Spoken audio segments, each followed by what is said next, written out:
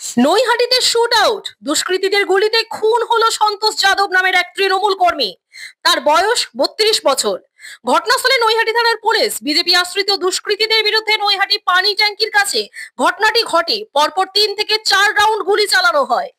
ঘটনাটা আমাদের দলের সক্রিয় কর্মী সন্তোষ যাদব, সে বাড়ি ফিরছিল, এমন সময় অর্জুন সিং এর পোষা গুন্ডা রাজেশ সাউ, যাকে ধাওড়া বলে ডাকে, রাজেশ সাউ এবং চিন্টু সিং সহ 8-10 জন এরা ওকে ঘিরে ধরে। ওকে পরপর 4 রাউন্ড গুলি চালায়।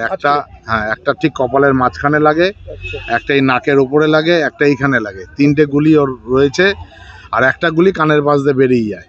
4 রাউন্ড গুলি করলে ওখানে আমাদের দলের ছেলেরা খবর পেয়ে ওকে তুলে নিয়ে নৈহাটি হাসপাতালে আসে। এখন মৃত বলে ডাক্তাররা ঘোষণা করেছে। দেখুন, লোকসভা নির্বাচনে অর্জুন সিং হেরে যাওয়ার পর থেকেই এই সন্তোষকে মারবার জন্য বহুবার টার্গেট করেছে।